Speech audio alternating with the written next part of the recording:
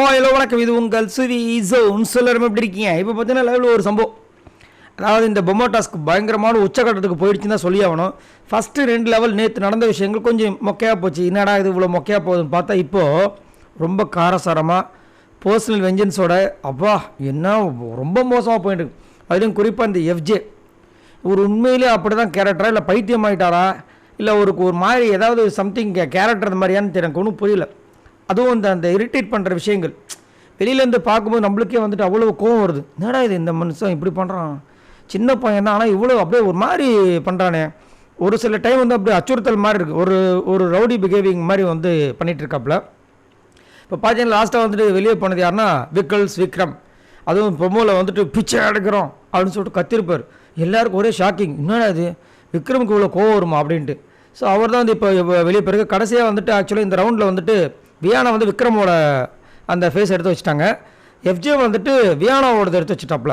சரிங்களா, ஓடுறாரு. இவர் வந்து டிஃபென்ஸ் பண்ணுறதுக்கு எல்லோரும் போகிறாங்க. அவர் கையில் வேறு ஏதோ வச்சுருக்காங்கன்னு நினச்சிக்கிட்டு போகிறாங்க. சரிங்களா, அப்புறம் பார்த்தா வெயிட் பண்ணு அப்படின்ட்டு கையில் அந்த இதை காமிக்கிறாரு. இப்போ போய் வைக்கிறேன்னு சொல்லிட்டு அதாவது அலைய விடுறாராம். எப்படியும் வைக்க போகிறதும் பிளான் ஆக்சுவலாக. இவங்களை அலைய விடுறாராம். சரி போய் வைப்பாரம் பார்த்தா போகும்போதுலாம் வந்துட்டு என்னென்னமோ பண்ணுறாரு. குரங்கு சட்டை எக்கச்சக்கமாக பண்ணிகிட்ருக்காரு.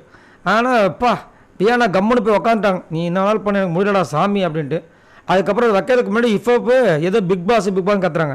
எனக்கு என்ன ஒரு சிரிப்புனா, இந்த வீட்லேயும் இந்த வாரம் அதாவது இந்த வருஷத்தை ஃபுல்லாக இந்த வீட்டிலே கழிச்சிருவாங்கன்ற மாதிரி நினைப்பு போல இருக்குது. இருக்கிறது ஒரு வாரம், அடுத்த வாரமே வந்துட்டு இந்த பக்கமும் அந்த பக்கமும் மாறுற வாய்ப்பு எக்கச்சக்கமாக இருக்குது. அதில் யார் யார் போக போகிறாங்கன்னு தெரியல.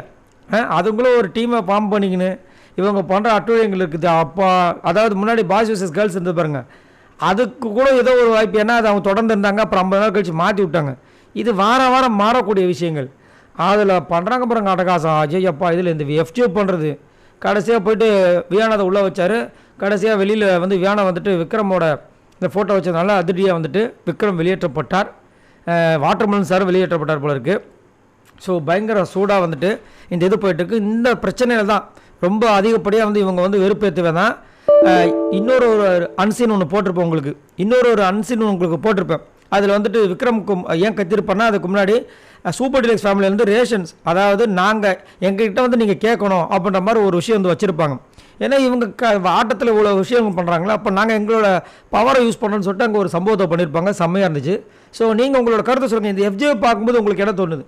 செம மாசான பிளேயராக தோணுதா, ஐயோ ரொம்ப இரிட்டேட்டிங் கண்டஸ்டன் தோணுதா? மறக்காமல் கமெண்ட்ஸ் பண்ணுங்கள். பாய் நண்பர்களே.